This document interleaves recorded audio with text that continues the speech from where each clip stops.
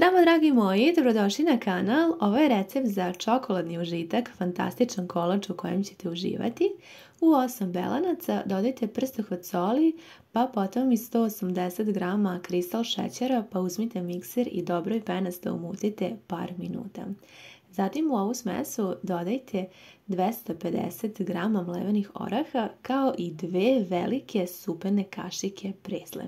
Sada uzmite i umešajte orahe i prezlu u ovu smesu od belanaca i ona bi trebala da bude otprilike ove gustine. Kao što vidite, smesa je poprilično gusta i ja sam vam namjerno ovako usnimila malo sporije da možete da vidite. Sada je potrebno da spremite tepsiju i da je obložite najpre papirom za pečenje i ovo je najveća tepsija iz rerne. Izlijte smesu, ravnomerno rasporedite, a vašu rernu zagrejte na 150 stepeni i ovu koru pecite otprilike nekih 15 minuta, obavezno pratite. Dok se kora peče, uzmite u posudu, dodajte 8 žumanaca, 80 g kristal šećera, pripremite ovako širpu u kojoj ćete sipati vodu i odneti da se žumanca sa šećerom lijepo rastope. Spremite i 180 g margarina koji je omekšao na sobnoj temperaturi, pa ga umutite sa mikserom i ostavite na kratko da dok ne spremite kremu da se on još dodatno omekša, da vam bude lakše. Sada ćemo spremiti aromu, ovaj deo možete izostaviti, ali možete i spremiti ukoliko volite ovaj ukus, ja obožavam. Dodala sam 2 velike supene kašike ruma i malo arome ruma, sve sam to pomešala i bit će zaista preukusan kolač.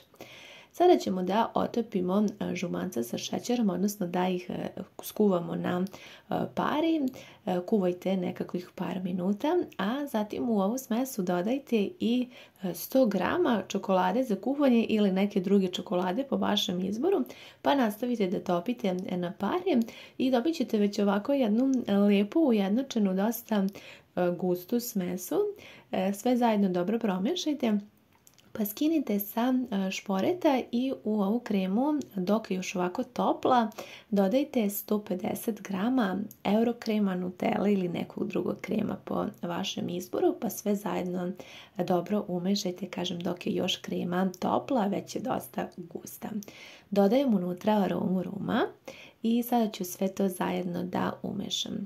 Ovu kremu je potrebno da prohladite otprilike između 15 minuta i pola sata, možete odneti u frižider. Za to vrijeme kora je gotova i sada ćemo je preseći. Ja ću vam pokazati koliko je mekana. Pekla sam je otprilike nekakvih 15-16 minuta.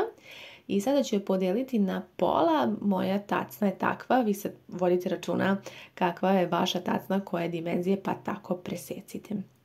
Stavit ću prvu koru. Kada je krema se prohladila, dodat ću umućen margarin, pa ćemo sada sve zajedno da promešamo i vidite da je sada krema već dosta i lepo gusta. Tako treba da bude da bismo mogli lepo da razmažemo, da vam ne bi se razlila preko kore, već da biste mogli lepo da premažete. Sada ćemo da izlijemo prvi deo, odnosno prvu polovinu smese preko kore i vidite, pošto se krema lepo zahladila, možete lepo da je premažete da ona puno ne preliva.